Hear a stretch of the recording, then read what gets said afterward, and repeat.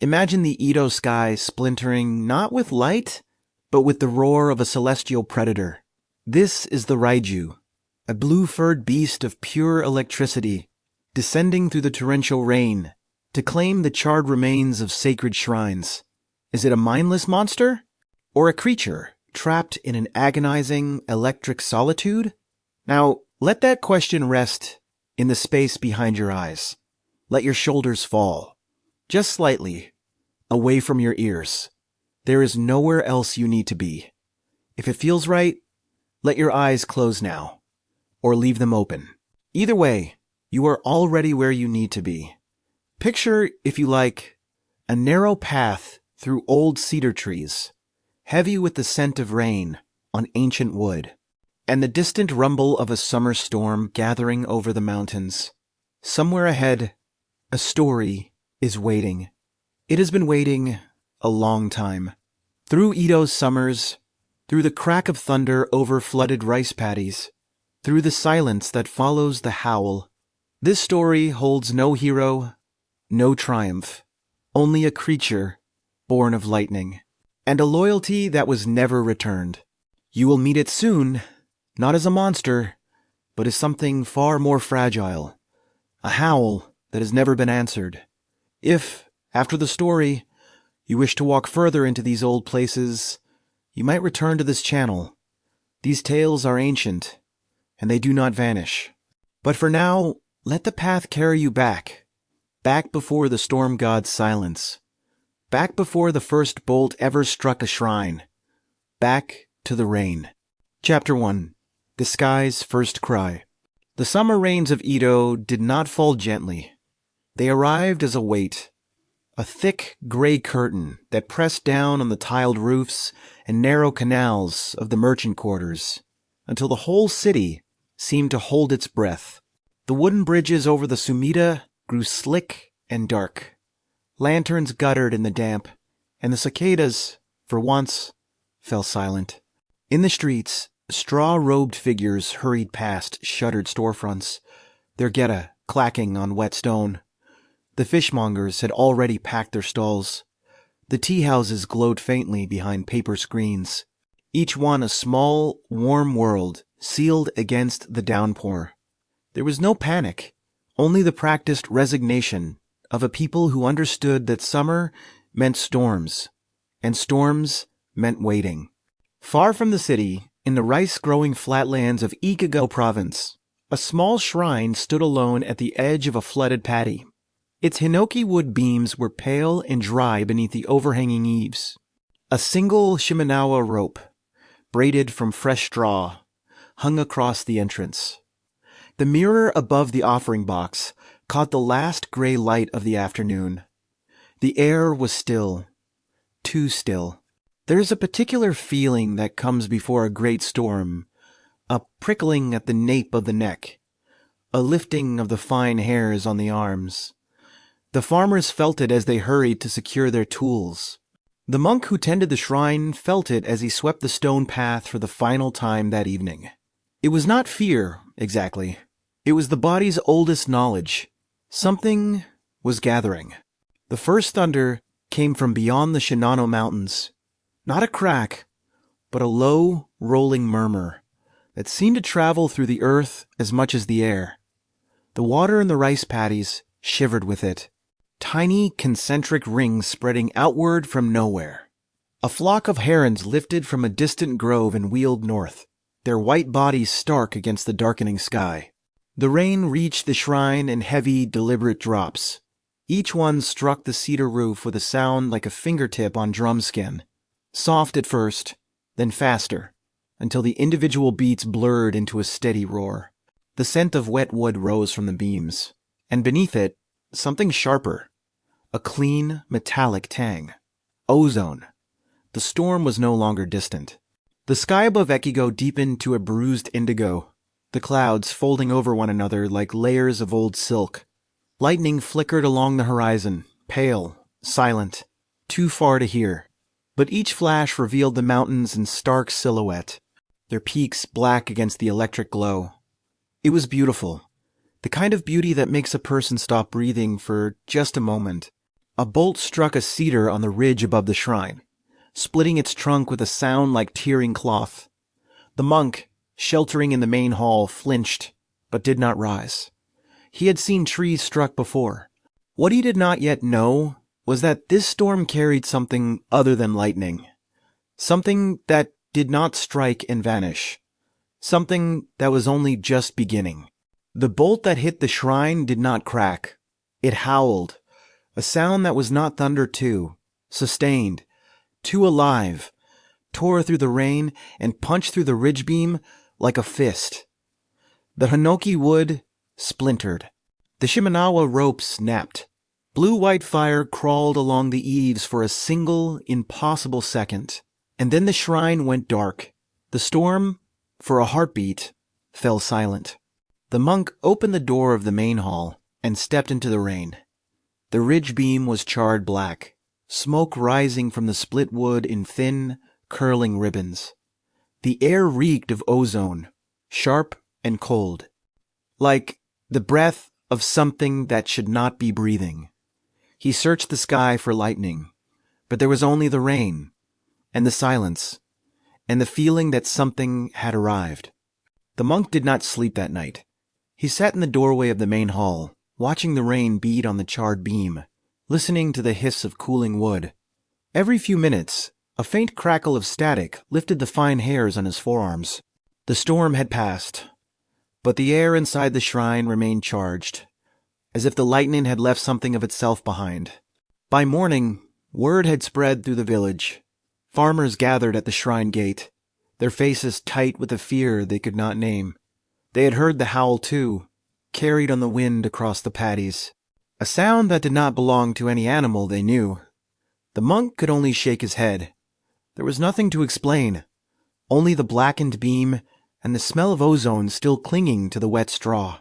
One of the farmers, an old man with sun-darkened hands, knelt by the ridge beam and pressed his palm to the charred wood. He withdrew it quickly, not from heat, but from something else. A tingling, he said. Like touching the tail of a sleeping cat. The others murmured. A few made signs against bad fortune. The monk said nothing, but he understood. The beam was not dead. It was waiting. Across Ekigo, other shrines reported similar damage.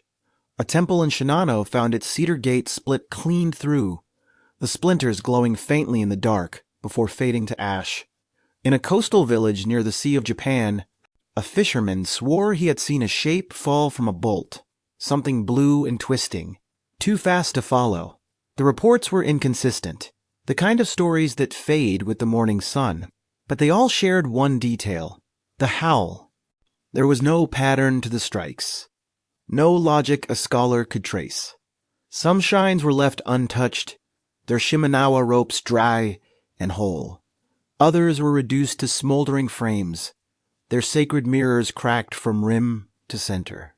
The randomness was its own kind of terror, the sense that the storm was not angry, merely indifferent. It reached down where it chose, and left behind what it left behind. The creature, if it was a creature, did not show itself, not in those first days. The farmers who kept vigil by the charred shrines saw nothing but rain and distant lightning, but they felt it. A prickling at the edge of their vision, a crackle in the air just before dawn. The storm had passed, and yet the sky had not returned to normal. Something was still up there, moving behind the clouds. The monk began to ask himself questions he could not answer. If the howl was the cry of a living thing, what kind of life had begun in that bolt? It had not attacked. It had not lingered. It had struck and screamed and fled into the rain. The ridge beam was not a wound. It was a footprint, the mark of something that had touched the earth for the first time and found it burning. This is what the people of Ekigo understood, though they had no words for it yet. The lightning was not a weapon. It was a birth. Something had been released from the storm, not by the will of the gods, but by the friction of the world itself. And whatever had been born was alone. The howl had not been a threat. It had been a cry, searching for an answer the sky did not give. The question that hung over the village was not whether the creature was dangerous. It was whether the creature was lost. A thing of pure electricity, born in a moment of violence, with no mother and no master. What did it want? What did it fear? The farmers had no answers.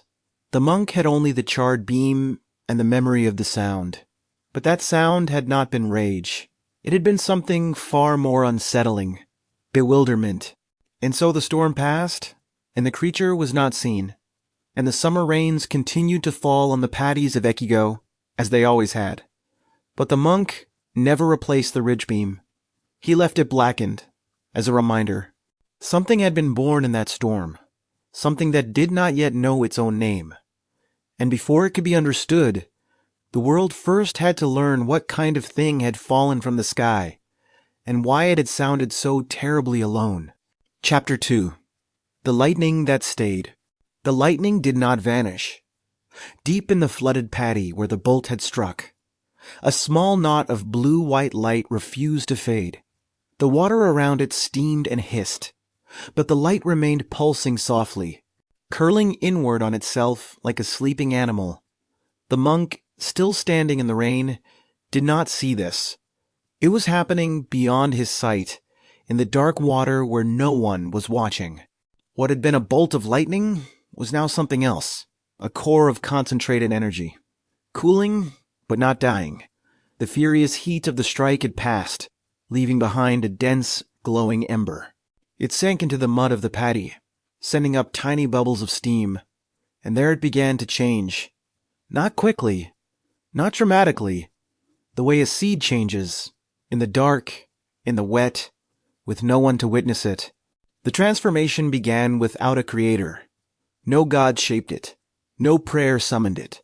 It was simply the friction of the world, the collision of heat and water, of sky and earth, producing something that had never existed before. A third thing. Neither lightning nor rain. Neither storm nor silence.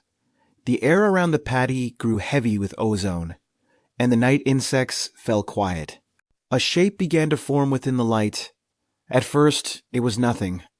A suggestion of limbs, a curve of spine, a flicker of something that might be fur. But each pulse of the glow brought it closer to solidity.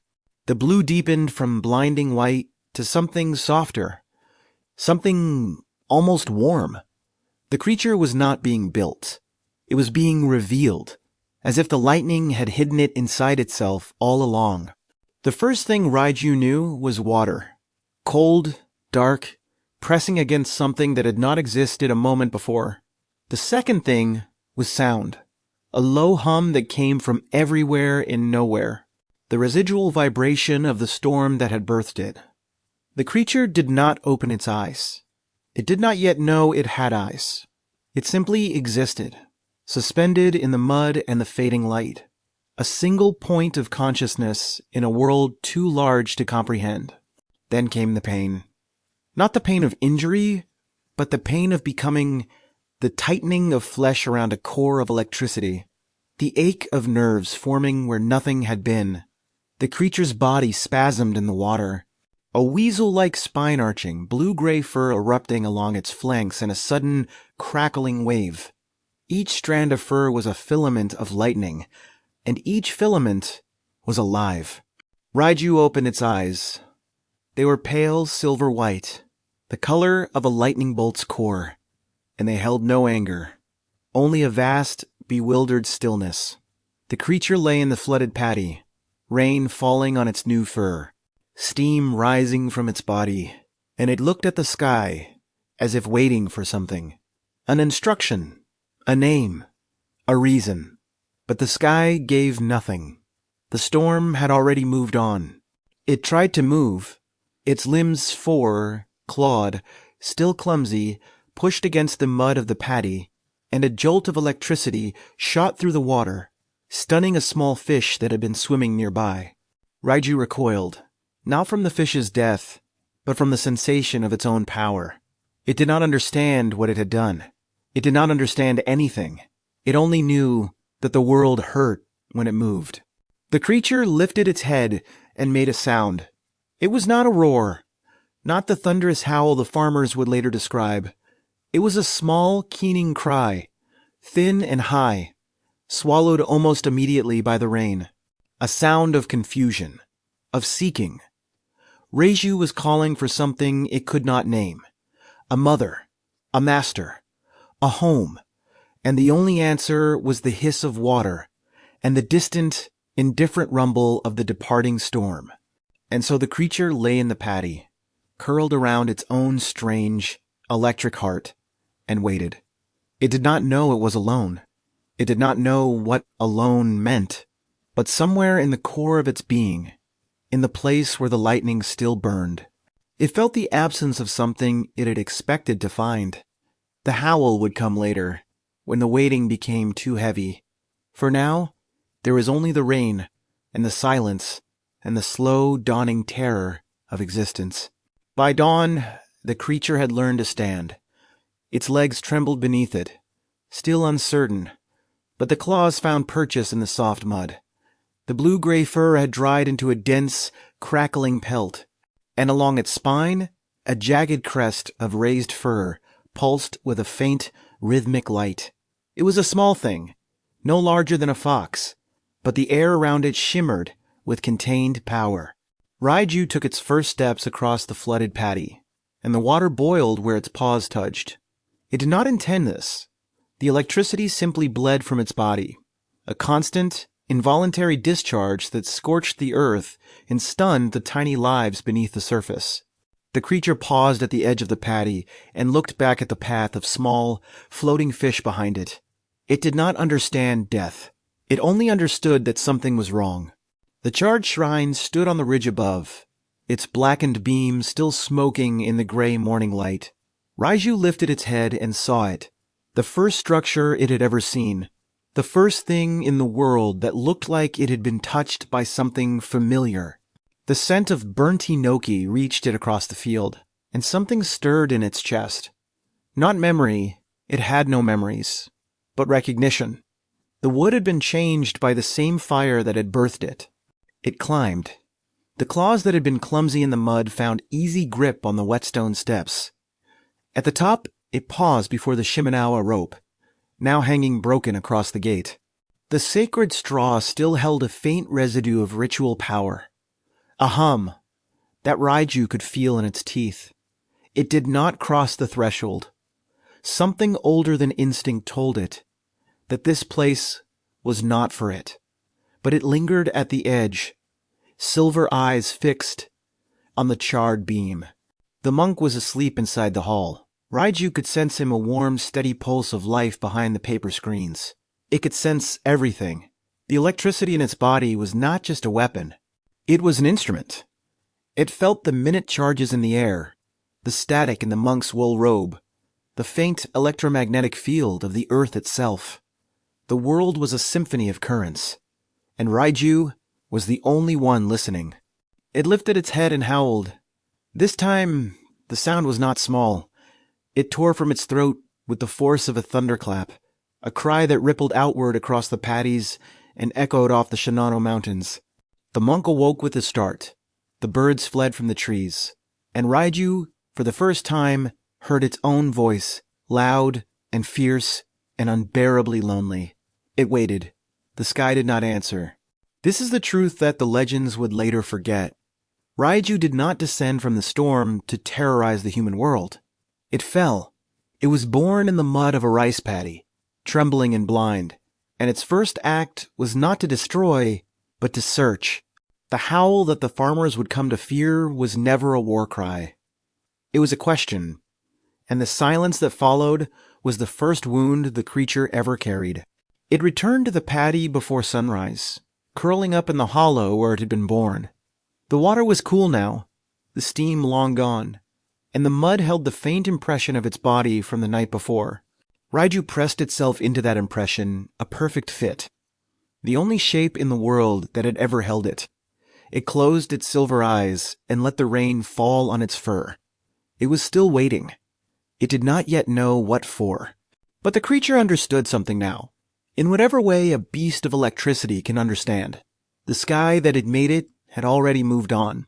The god whose drum had sounded its birth had not stayed to greet it. Whatever Raiju was, whatever purpose it had been born to serve, it would have to discover alone. The world was full of currents, and none of them were calling its name. And so, the creature that would one day be called Raiju, the Thunder Beast, the Relentless Howl, began its life not as a monster, but as an orphan. The storm had given it form, but it had not given it a home. And as the summer rains continued to fall on the paddies of Ekigo, a new question began to take shape in the silence. If the creature had been born to serve a god, what happens when the god never comes? The answer would not be found in the sky. It would be found in the long, strange life that was only just beginning, a life of lightning and loneliness, of seeking and never finding, of howls that only the rain would ever hear. Chapter 3. The Weight of Electric Solitude. By high summer, the creature had learned the shape of its own body. It no longer stumbled through the paddies. It moved through the rain-soaked world with a low, liquid grace, its blue-gray fur shedding sparks that hissed into the puddles. The silver eyes, once bewildered, now held a quiet, settled watchfulness. Not menace, but the calm of a thing that had accepted its own strangeness. The charred shrine on the ridge became a place it returned to, though no one could say why. The monk learned to expect the smell of ozone after a storm, and the faint crackle of static along the broken Shimenawa. He never saw the creature, but he knew it came. The blackened beam, he noticed, never cooled completely. Something kept the ember of that strike alive. Raiju's true domain was the storm itself. When the summer clouds piled black over the Shinano peaks, and the first thunder rolled down into the valleys, it would lift its head and answer. Then, in a streak of blue-white light, it would ride the bolt down, not falling, but flowing, as if the lightning were an extension of its own spine. It was not violence, it was transit, the only way home it had. The farmers who saw these descents spoke of them in hushed tones. A blue streak that did not vanish after the flash.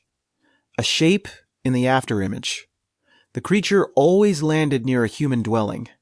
Not to attack, but to seek. The old stories said it was drawn to navels, to the warm, hollow center of a sleeping body, as if searching for a shelter it could never quite remember. The truth was simpler. It sought warmth, any warmth, in a world that felt cold to its electric skin. Mothers in Ekigo learned to sleep with their infants tucked tight against their chests. The mosquito net became a sacred barrier, its fine mesh believed to confuse the creature's charge. There is no need to picture the net too clearly. It is enough to know it was there, and that behind it, a mother lay awake, listening to the storm, one hand pressed over her child's belly. This was the quiet face of terror, not screaming, but watching. The burning of old sandals became a ritual without a priest.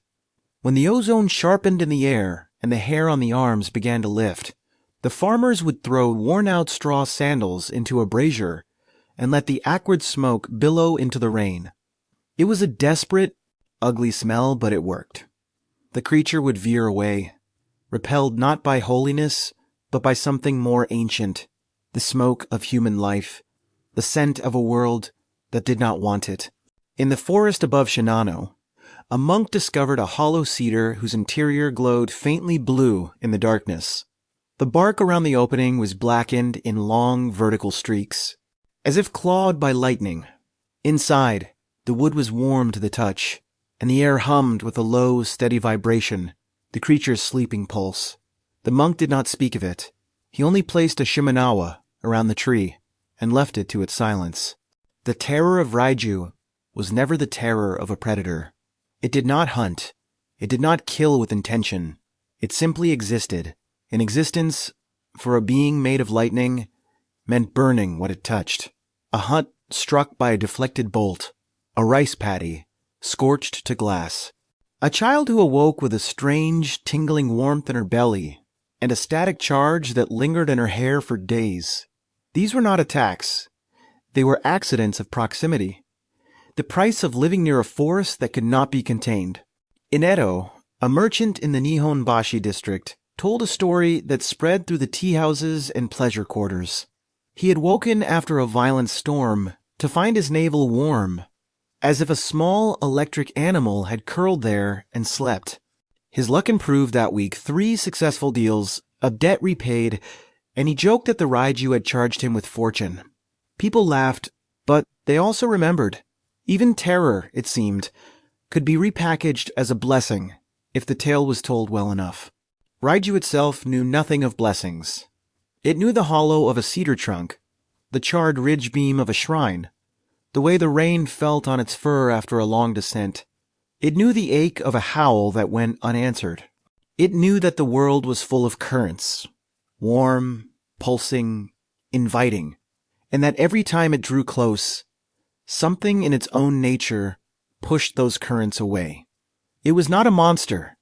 It was a solitude with teeth. The creature's body was a map of its own strange ecology. The blue-gray fur, dense and soft, was threaded with filaments of living current that pulsed in rhythm with the distant thunder. Along its spine, the jagged crest of raised fur glowed brightest before a storm, as if the creature felt the weather gathering in its bones. Its claws, sharp and black, left scorch marks on stone. Its breath smelled of ozone and rain. It fed on the storm itself.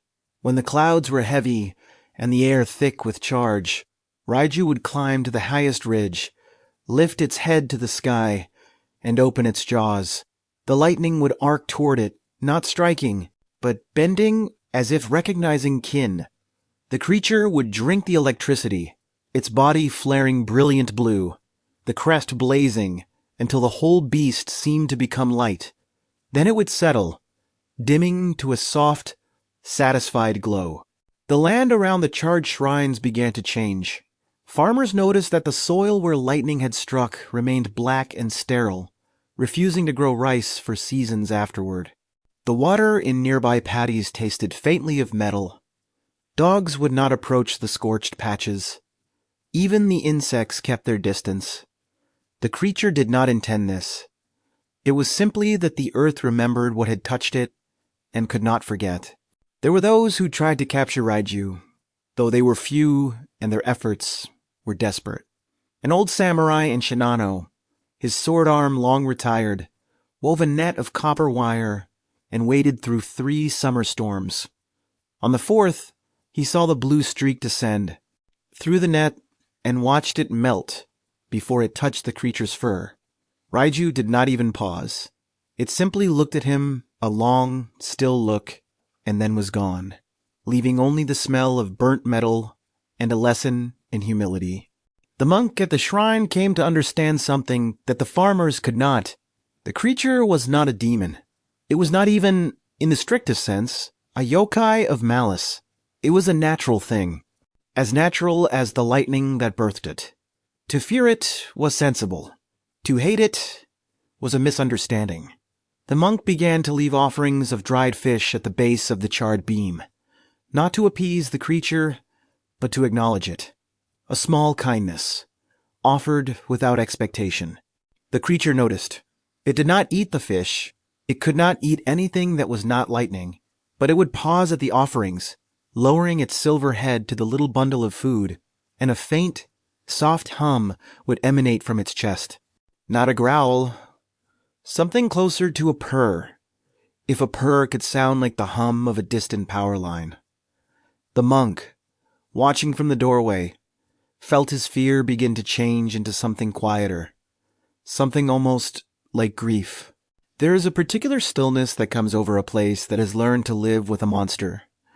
The Ekago paddies developed it over the course of that long summer. The farmers still burned their sandals. The mothers still shielded their children. But the terror became a habit. And the habit became a kind of strange, resigned intimacy. The creature was there, in the storms, always. It was not going away. And so the people began to live around it, the way a village lives around a volcano or a sacred, forbidden grove. One night, A woman in a coastal village woke to find the room glowing faintly blue. Raiju was curled at the foot of her futon, its electric body dimmed to a soft, gentle pulse. She did not scream. She could not say why. She simply watched as the creature slept, its sides rising and falling with a slow, almost peaceful rhythm. Before dawn, it was gone, leaving only a scorched patch on the tatami and a faint tingling in her fingertips that would not fade for days. The creature had begun, without knowing it, to become something more than a terror. It was a presence, a witness, a strange, lonely god of the summer storms, whose only worshippers were a handful of monks and farmers who had learned to read the weather in their bones. And still, it howled when the storms were at their peak, a cry that carried across the mountains, unanswered, eternal. The world was not kind to Raiju, but it was not cruel either. It was simply indifferent, and the creature, for its part, had stopped expecting anything else. It had its storms, its hollow trees, its charred shrines. It had the brief, warm glimpses of human life that it could never quite touch without burning. It was not a happy existence, but it was an existence, and the creature clung to it with the same fierce, bewildered tenacity with which it had first opened its silver eyes in the mud. It was alive, and for now, that had to be enough. Chapter 4. The Man Who Wove Lightning. The long summer had taught the people of Ekigo something the old stories never mentioned. Fear, held long enough, could curdle into resolve. The farmers still burned their sandals. The mothers still shielded their infants. But beneath the ritual, a new question had begun to take root. If the creature could not be killed, could it be held? Could a thing of lightning be trapped by a thing of earth? The farmer whose paddy had been struck first became the heart of this quiet resistance. He was not young, not bold, not a hero from any tale. He was simply a man who had seen a blue-furred beast fall from the sky and had not run. He remembered the smell of ozone, the way the water boiled where the creature touched it. He remembered its eyes, silver, bewildered, searching. He had not slept well since. He sought out the old samurai who had thrown the copper net. The warrior was humbled now, his sword arm idle, his house cluttered with melted wire and bitter memory. They sat on the veranda as the summer storms gathered over the Shinano peaks, and the samurai told him what he had learned. Copper carried the charge, but the net had been too thin, the weave too wide. The creature had slipped through like water through fingers. The farmer returned to his village and began to weave. He used hemp rope soaked in brine, thick and coarse, with strands of copper wire twisted through the core. It was slow work, the fibers biting into his calloused hands, but he did not rush. The net had to be strong enough to hold lightning and flexible enough to throw. It had to be a cage, not a weapon. He did not want to hurt the creature. He only wanted to stop it. There is a particular stillness that comes over a person who has chosen to act. The farmer felt it settle into his bones as he worked. He was not brave. He was not angry. He was simply certain, in the way that a man who has watched his rice fields burn 3 times in one summer becomes certain. Something had to be done, and he was the one who would do it. At the shrine on the ridge, the monk prepared in his own way. He had no net, no weapon, no plan to trap the creature. Instead, he copied sutras by lamplight, the Heart Sutra, the mantra of compassion, and placed the finished scrolls at the base of the charred beam. He did not know if the creature could read, or sense, or understand. He only knew that terror was a kind of suffering, and suffering could be acknowledged. The women of the village reinforced the mosquito nets with extra layers of fine silk, stitching through the night while the children slept. They taught their daughters the old prayers, the ones that had no words, only gestures, the pressing of palms together, the slow bow toward the mountains, the careful placement of a sandal in the fire. The ritual was not written down anywhere. It was passed from hand to hand, generation to generation, in the dim light of storm season. A village council was called not by any headman, but by simple consensus. The elders gathered under the thatched roof of the communal storehouse, the rain drumming overhead, and they spoke in low voices. No one suggested fleeing. The paddies were their life. The shrines were their ancestors. The creature was a danger, yes, but it was also a presence. And you did not abandon your home because of a presence. You learned to live beside it, or, in this case, beneath it. The farmer knew the creature would return. He had learned to read the storms, the way the air thickened, the way the cicadas fell silent, the way the hair on his arms lifted just before the first bolt. He studied the patterns of the strikes, marking them on a scrap of old cloth. The creature favored certain ridges, certain shrines, certain times of night. It was not random. It was a creature of habit, and habit could be predicted. On the evening of the fourth storm, the farmer sat alone in his hut, the finished net coiled beside him. The air was heavy with moisture and the distant rumble of thunder. He did not pray. He did not boast. He simply waited, his hands resting on the rough hemp, his eyes fixed on the dark square of the doorway. The first blue flicker of lightning lit the horizon. The creature was coming. The storm broke over Echigo with a violence that startled even the oldest farmers.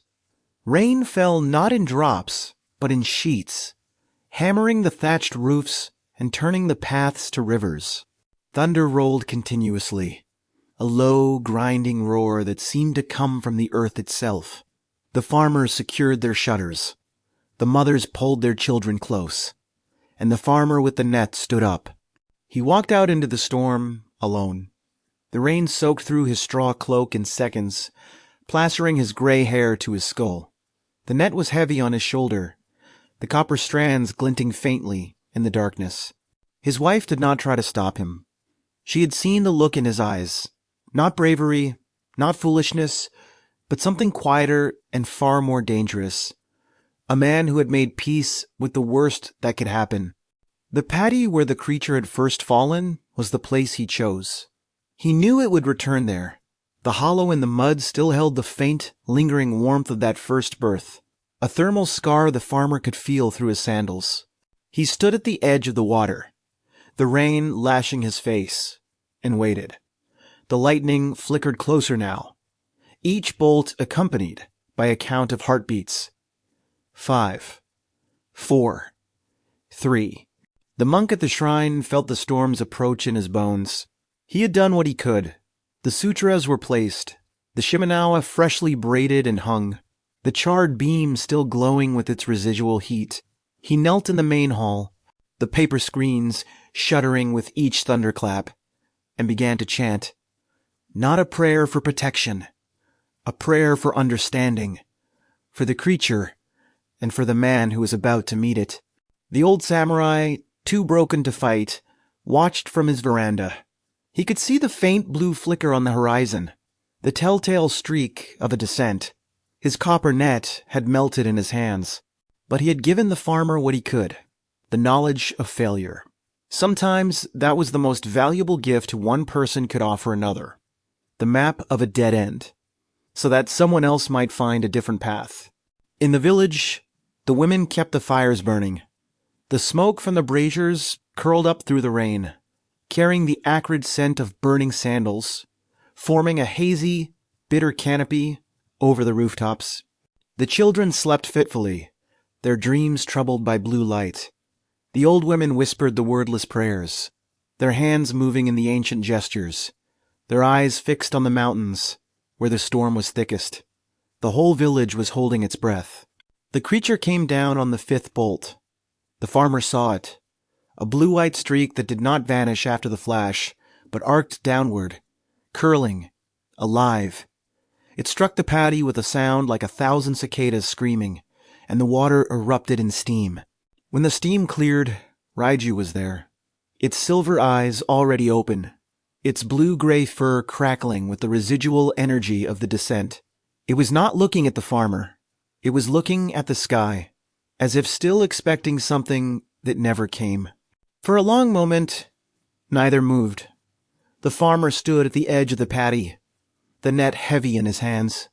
The creature stood in the water, its jagged crest pulsing, its breath coming in small, electric shivers. It was smaller than the farmer had remembered, no larger than a fox, its body fragile beneath the crackling light. The eyes, though, the eyes were ancient. They held the weight of every unanswered howl, every storm that had passed without acknowledgement. The farmer thought of his children. He thought of the charred paddies, the scorched earth, the nights of fear. But he also thought of what the monk had said, that the creature was not a demon, only a lost thing, a consequence of a god's indifference. He did not want to kill it. He did not even want to hurt it. He only wanted it to stop. And so, with a breath that felt like the last breath he would ever take, he threw the net. The copper-threaded hemp sailed through the rain, spreading into a wide, dark web, and the creature, still looking at the sky, did not see it coming. The net fell, the storm held its breath, and the farmer, standing in the rain, waited to see whether he had just made the bravest decision of his life, or the most foolish one. What happened next would be told in whispers for generations, not because it ended in death, but because it ended in something far stranger, a meeting between a man and a myth, and the 3 days of silence that followed. Chapter 5. The Vigil in the Paddy. The net fell, and the world contracted to a single, silent point. The copper-threaded hemp spread wide in the rain, its dark strands catching the blue glow of the creature's fur. For one suspended heartbeat, Raiju did not move. It stood in the steaming water, silver eyes still lifted to the sky, and the net descended upon it like a shadow that had been waiting all along. The weight of the net pulled the creature down. Its legs buckled, not in pain, but in surprise, and its body hit the shallow water with a sound that was not a splash, but a sizzle. Steam erupted where fur met paddy. The copper strands glowed dull orange, conducting the creature's charge into the mud. And for the first time since its birth, Raiju felt something close to stillness in its own electric heart. The farmer stood at the edge of the paddy, his hands still raised from the throw, his breath coming in ragged gasps. He had expected fury. He had expected the creature to thrash, to howl, to burn through the net and come for him. Instead, Raiju simply lay beneath the mesh, its blue-gray fur dimming from brilliant white to a soft, pulsing glow. It was not fighting. It was waiting, as it had always waited. There was no terror in the creature's eyes. The farmer saw that now as he drew closer, his sandals sinking into the mud. The silver gaze that met his was not the gaze of a monster. It was the gaze of something that had been caught many times before. Not by nets, but by silence. By the long, unbroken stillness of a sky that never answered. The creature had been trapped long before the farmer threw his net. He had only made the cage visible. The farmer did not speak.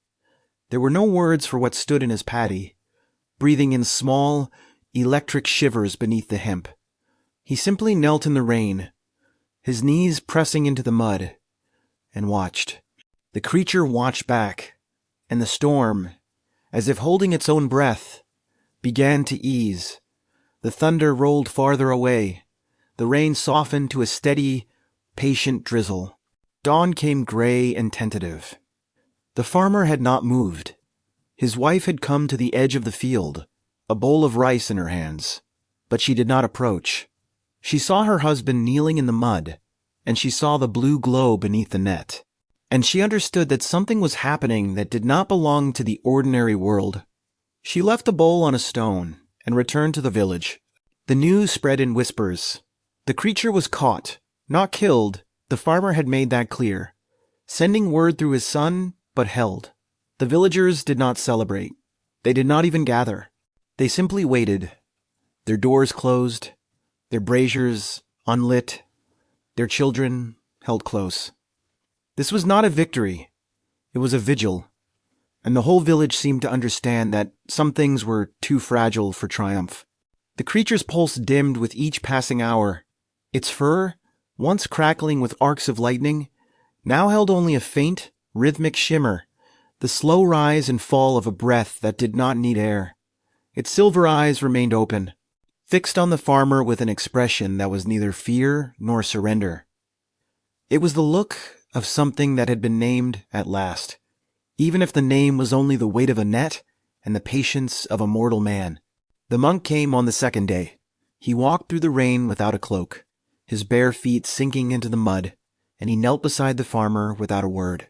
Together, they watched the creature, and together they listened to the low, steady hum that emanated from beneath the net, a sound like a distant temple bell, if bells were made of lightning. The monk began to chant, very softly, the same sutra he had copied by lamplight. The creature's ears, small and delicate, turned toward the sound. There is a kind of silence that is not empty, but full. It settled over the paddy on the second night, heavy as the rain clouds, gentle as the mist. The farmer, the monk, and the creature, 3 points of stillness in a dark field. No one spoke. No one needed to.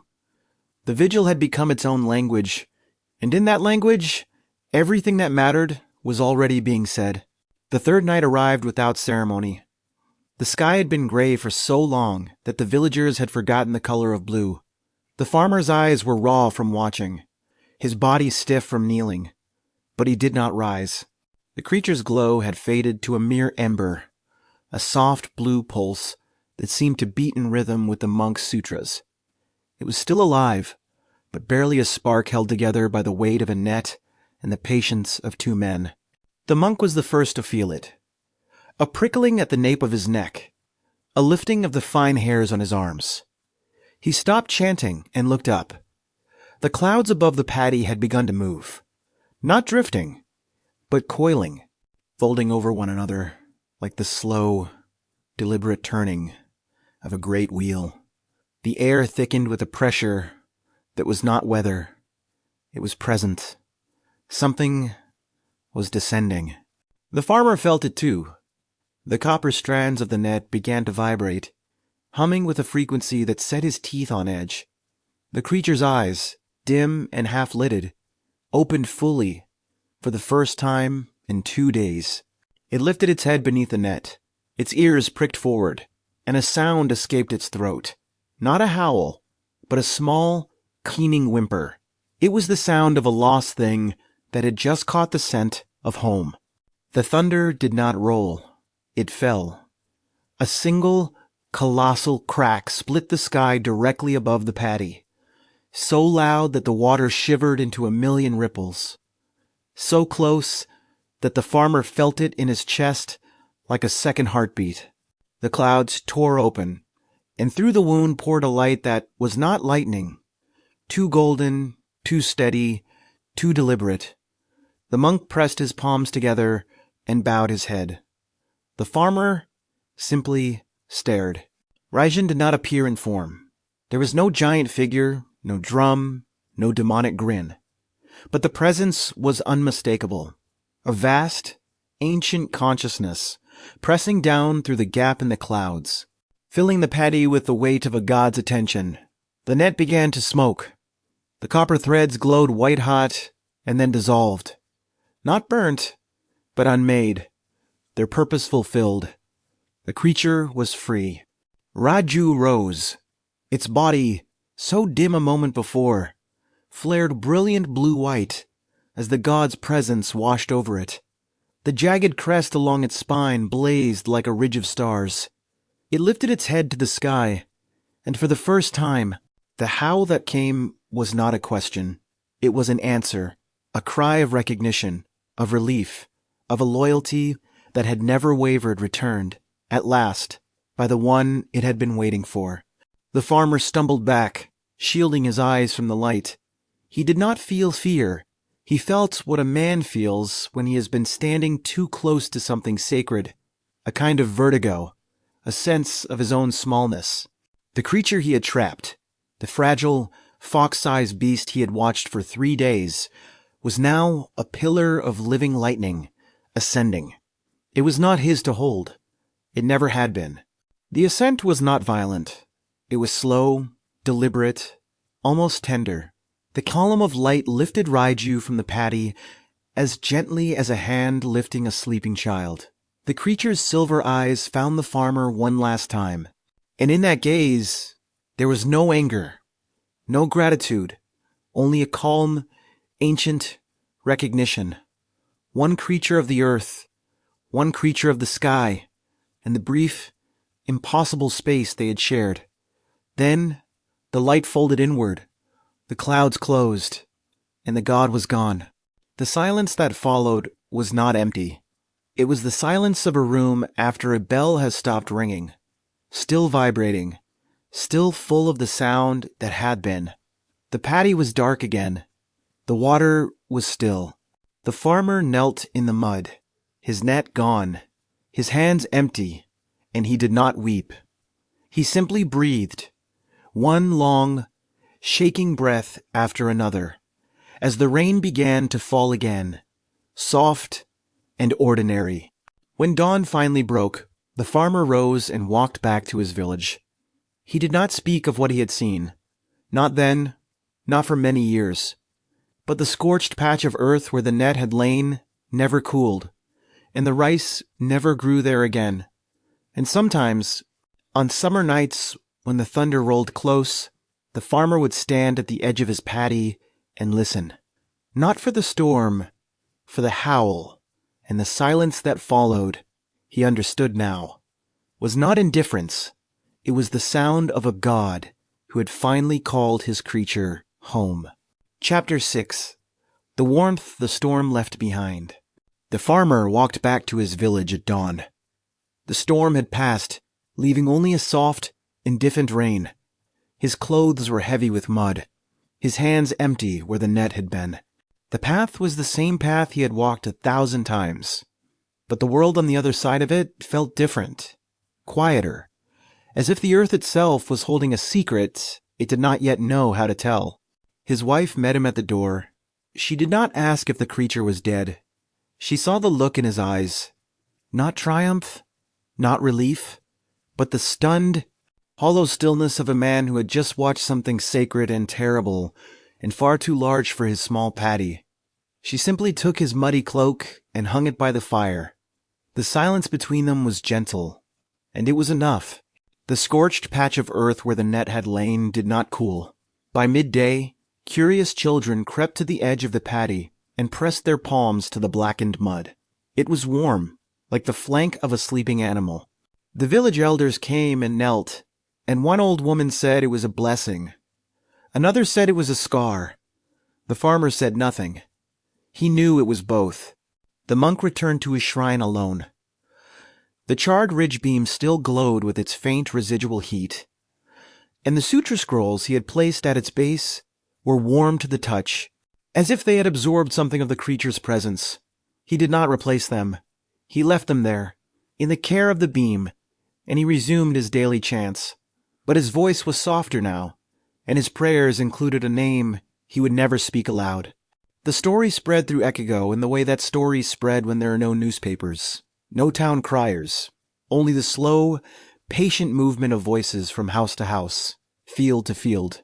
By the end of the week, every farmer within a day's walk knew that a man had caught a thunder beast in a copper net and held it for 3 days until the sky god came to take it back.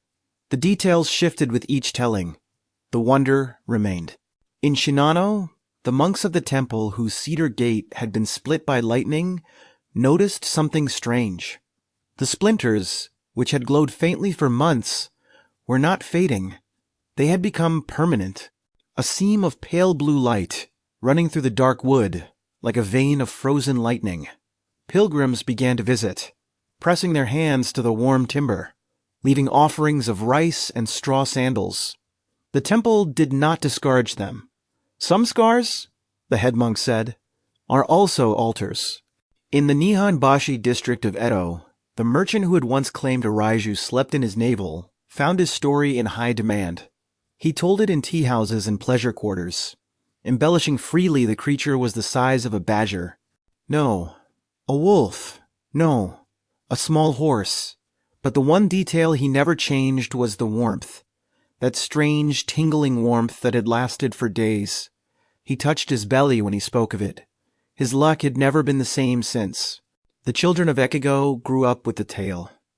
They would point at the scorched patch in the farmer's paddy when they passed, daring one another to touch it. It was always warm. In the winter, snow would not settle there. The old farmer, now grayer and slower, would sometimes find a small offering left by the patch, a dried fish, a straw doll, a coin. He never took them. He understood that they were not for him. And the creature, Raiju, returned to the storm. It rode the lightning as it had always done, its blue-gray fur crackling with the old familiar fire. But something had changed. The howl that had once been a question, a search, a desperate cry into the void. It was different now. Still unanswered, perhaps, but no longer unheard. The god had come. The god had claimed it. And yet the god, as gods do, fell silent again, almost immediately. The question that remained, the question that would follow the creature through every summer storm for centuries to come, was not whether Raijin cared. That had been answered. In a pillar of golden light over a flooded paddy, the question was whether a single moment of divine attention was enough to sustain a lifetime of silence. Raiju howled, and the sky rumbled back, but the words, if there were words, were impossible to catch. The scorched earth became a landmark. Travelers passing through the village would be brought to the edge of the paddy and shown the dark patch where the lightning beast had lain. They would kneel, press their hands to the warm soil, and listen to the farmer's son, now a man himself, tell the story his father had told him. The tale grew in the telling, as tales do, but the warmth under their palms was no embellishment. That was simply the truth, still burning. The old farmer died many years later, on a summer night when the thunder rolled close. His wife said he smiled at the sound, as if greeting someone he recognized. They buried him on the ridge overlooking the paddy, not far from the charred shrine the monk still tended. In the years that followed, other villagers noticed a strange thing. The grass on his grave grew greener than anywhere else, and the soil never froze. The monk grew ancient, his back bent, his hands trembling over the sutras he still copied by lamplight. He never spoke of the 3 days in the mud, but the younger monks who came to study under him noticed that he always paused during summer storms, his brush hovering motionless above the paper. They did not interrupt. They understood, without being told, that he was listening for something, and that he had been listening for a very long time. The blackened beam in the Shinano temple became a place of quiet pilgrimage. Those who had lost someone to lightning, those who suffered from fevers that made their skin prickle and burn, those who simply wanted to touch something that had been touched by the other world they came, and they knelt, and they pressed their foreheads to the warm, glowing wood. The monks recorded their names in a book that grew thicker with each passing season. In Edo, the merchant's story passed from tea-houses to popular prints. A minor artist of the Utagawa school produced a woodblock of a sleeping merchant with a small blue-furred beast curled upon his belly, sparks dancing from its closed eyes. It sold well. People laughed at it, but they also kept it by their beds during storm season. Talismans do not need to be serious to work. They only need to be believed. The children of Ekigo invented a game. During summer storms, they would hide under mosquito nets and whisper that the Raiju was coming, that it would curl up in their navels if they did not stay perfectly still. It was a game of held breath and suppressed giggles, but beneath it ran a genuine current of fear. The adults let them play. Some lessons they understood are best learned by pretending they are not lessons at all. The creature itself continued. It rode the lightning down to the paddies and the temples and the hollow trees. It howled when the storms were at their peak. and it listened when the storms were passing. It did not age. It did not change. But something in the quality of its waiting had shifted. It was no longer the desperate, bewildered waiting of the orphan. It was the patient waiting of a creature who had been claimed, even if the claim was only good for one night out of 1,000. The bloodline of Raiju was not blood. It was fire and earth and memory. It was the scorched patch that never cooled, the beam that never stopped glowing, the story that never stopped being told. It was the children who hid under nets and the pilgrims who pressed their hands to warm wood. It was the farmer's grave, green and unfrozen. The creature left nothing behind that could be held, and yet its legacy was more solid than stone. But the question that had opened on the third night, the question of whether the god's attention was permanent or passing, never fully closed. The creature howled, and sometimes the sky seemed to rumble back with something like a voice, but just as often, the silence returned. Vast, indifferent, divine. Raijin had come once. He might come again, or he might not. The creature did not know, and neither did the humans who still listened for it, generation after generation, their ears tuned to the thunder. And so the story of Raiju became something larger than a monster tale. It became a story about loyalty in the face of silence, about waiting for an answer that might never come again. The creature was still there, in every summer storm, its blue fur flashing between the clouds, its howl rolling across the mountains. It was not a ghost. It was not a memory. It was a presence, ancient, electric, endlessly patient. And the question of whether it was alone had never truly been answered. It had only become easier, with time, to stop asking. Chapter 7. The Silence That Was Full. The creature called Raiju was never written into the oldest scrolls. The Kojiki does not name it. The Nihon Shoki is silent.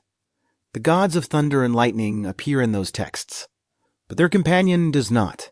It is as if the creature simply was not there yet, waiting, perhaps, in the space between the lightning and the ground, for a later age to give it form. It was the Edo period that finally gave Raiju a name and a face. Toriyama Sekien painted it into his bestiary of monsters, a weasel-like beast wreathed in lightning. Terajima Ryoan cataloged its habits with the precision of a naturalist. The creature that emerged from those pages was not a god. It was something closer to a fact, a folk explanation for the inexplicable, a way of making sense of the sky's sudden violence. The real Raiju, if such a term can be used, was born from fire. Edo was a city of wood and paper, and lightning strikes meant conflagrations that could consume entire districts in a single night. The fear was not abstract. It was as physical as the smell of smoke on the wind. A creature that rode the lightning down to the rooftops was not a fantasy. It was a diagnosis, a way of saying, this is why the fire comes. And then there was the sleep paralysis. Even today, the old term kanashibari carries echoes of the Raiju myth, the sensation of a weight on the chest, a presence in the room, a tingling that lingers after waking. The creature that curled in human navels was never just a whimsical detail. It was an attempt to explain the body's own strange electricity, the misfiring of nerves in the dark. The monk who first felt the prickling of static on his arms as he copied sutras was not wrong. The creature was real. It was real in the way that the wind is real, or the tide, or the sudden, inexplicable shiver that runs down the spine in an empty room. The ancient world did not distinguish cleanly between the physical and the spiritual. A lightning bolt was a god's anger. The hum of a power line is the same thing in a different language. The Meiji era brought Western science to Japan, and the old yokai began to fade from the cities. Lightning was no longer a beast. It was a discharge of atmospheric electricity.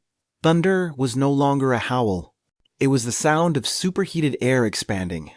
The creature called Raiju catalogued so carefully by Sakian and Ryoan, slipped back into the realm of superstition. But it did not disappear. It simply changed address. The lightning rods that sprouted from the roofs of Meiji-era buildings were not so different from the Shimenawa ropes that had once hung from shrine gates.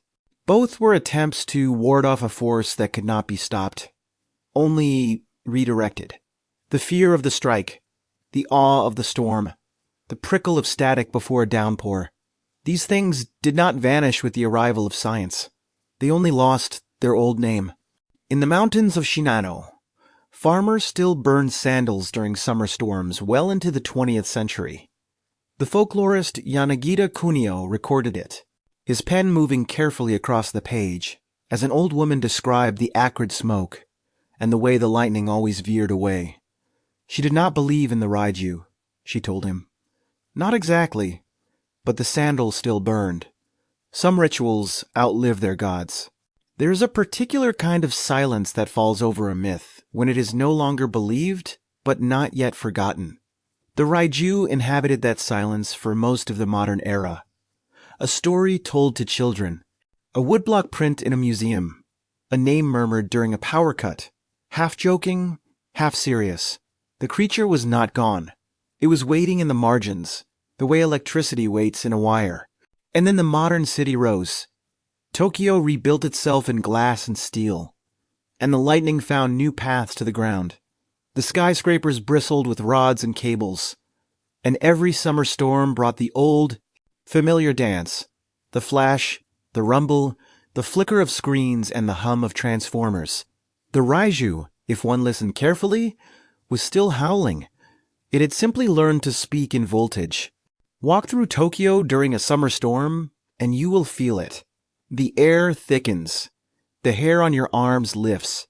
The screens in the convenience stores flicker once, twice, and hold. Somewhere a transformer hums a note too low to hear but impossible to ignore. The old Edo is gone, buried under asphalt and neon. But the storm has not changed. The storm has never changed. Scientists will tell you that the prickle on your skin is ionization, that the flicker in the lights is a surge in the grid, that the low grinding rumble overhead is nothing more than the sound of superheated air collapsing into itself. They're correct. They're also, in a sense, only translating. The Raiju was never the opposite of science. It was the poetry that science had not yet written down. Every power line humming in the rain, every static shock from a door handle, every device that glitches during a lightning storm. These are the creature's modern footprints. The farmers of Echigo would recognize them. They would say that the Raiju has learned to run through copper instead of cedar, to sleep in transformers instead of hollow trees. They would say it has adapted, the way all living things adapt, and they would not be wrong. But here is the thing that matters most, the thing this whole long story has been quietly leading toward. The howl was never a question. That is what the monk understood, kneeling in the mud beside a trapped creature. That is what the farmer understood, watching a pillar of golden light descend. The howl was never asking for an answer. It was offering one. It was the sound of loyalty itself, a loyalty so pure it did not require reciprocation to continue. Think back to the first time you heard it described all those chapters ago. The howl that tore through the rain, that echoed off the Shinano mountains, that the farmers mistook for thunder. You believed, as they did, that it was a cry of loneliness. But listen again now, with everything you know.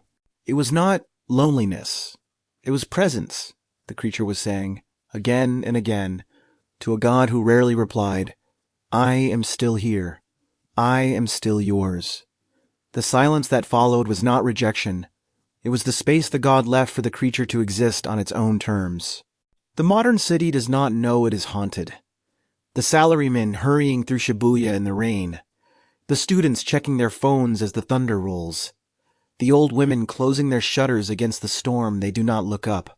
But the Raiju is there, in the crackle of the power lines, in the flicker of the vending machines, in the sudden, inexplicable shiver that runs through a crowded train car, when the lightning flashes. It has been there all along. There is no need to go looking for it. It is enough to know that it is present, that the world is still full of forces that cannot be explained, only witnessed. The next time a summer storm rolls over your own city, whatever city that may be, step outside for just a moment, or stand by the window, or simply close your eyes and listen. The thunder you hear might be only thunder, but it might also be something else. The farmer never told his story to strangers. He told it to his son, who told it to his son, who told it to a folklorist with a notebook and a patient, skeptical smile. The folklorist wrote it down, and the notebook found its way into an archive. And the archive was scanned into a database, and the database is accessible from the phone in your pocket. The story has changed shape many times. It has never changed its core. That is how you know it is true. What is the Raiju? A monster, a myth, a metaphor? It is all of these things, and it is none of them. It is the part of the world that cannot be measured, the charge in the air before a storm, the loyalty that persists without reward, the howl that continues long after anyone is listening. The Edo-era farmers understood this. So did the monk. So did the old samurai who melted his copper net and spent the rest of his life watching the sky. The summer storms will keep coming. They always have. And when the thunder rolls across the mountains, and the rain begins to fall, and the hair on your arms lifts in that old, familiar prickle, you will know what to listen for. Not a monster, not a god, something in between. A blue-furred creature of pure electricity, still riding the lightning down, still howling its eternal, unanswered, perfectly sufficient howl. And the silence that follows will not be empty. It will be full of everything the creature has ever been. It will be full of everything you now know to be true.